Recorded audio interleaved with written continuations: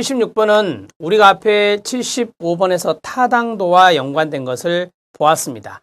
종류에 해당되는 문제였습니다. 그런데 여기 문제는 바로 뭐냐면 심리검사의 타당도가 양호하게 산출되는 조건이 아닌 것은이라 했습니다. 달리 말씀드리면 타당도에 영향을 주는 요인이다 라고 볼 수 있죠. 타당도에 영향을 주는 요인, 타당도 영향 주는 요인에 대한 문제와 같다라고 보시면 되겠습니다. 자, 어떨 때 이 양호하게, 타당도가 양호하게 나올 수 있을 것이냐. 첫 번째, 검사의 뭐가 신뢰도가 낮기보다는 뭐 했을 때? 높았을 때. 당연한 거 아닙니까? 신뢰도가 낮은 것보다는 높은 게 좋겠죠. 그러면 타당도가 양호하게 나올 수 있습니다. 맞습니다. 그 다음에 문항수입니다.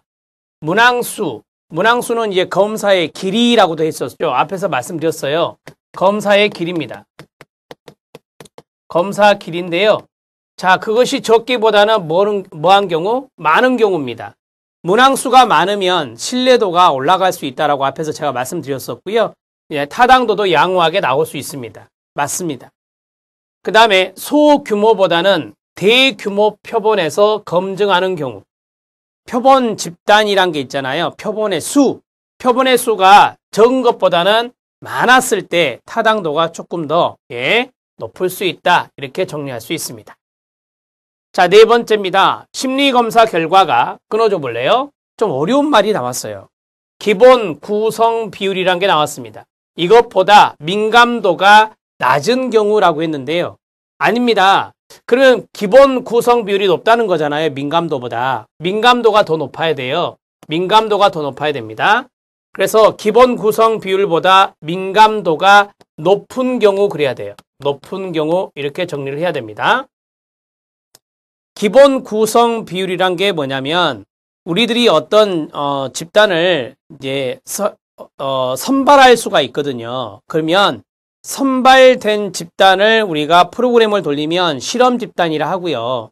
그 다음에 선발되지 않은 집단을 뭐라 하죠? 네, 통제 집단, 비교 집단이란 말을 써요. 따라서 기본 구성 비율의 개념을 말씀드리면 기본 구성 비율은 선발되지 않은 집단에서 어떤 현상이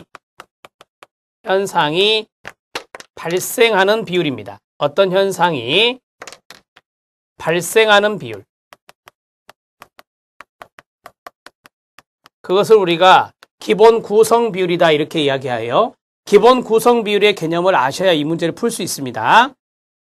선발되지 않은 집단을 통제 집단이라 했거든요. 통제 집단에서는 어떤 실험 효과가 나타나면 안 돼요, 여러분. 왜? 프로그램을 안 하니까. 그런데 어떤 현상이 발생을 했답니다. 그게 문제가 되는 거죠. 우리가 내적 타당도 저해 요인. 여기 타당도란 개념이 있잖아요. 내적 타당도, 외적 타당도라는 말도 있거든요. 외적 타당도 말고 내적 타당도의 저해 요인이 돼요. 내적 타당도를 떨어뜨리는 요인이 됩니다. 따라서 기본 구성 비율이 높으면 안 돼요. 그게 낮아야 된다는 거죠. 민감도가 더 높아야 된다라고 하는 것입니다.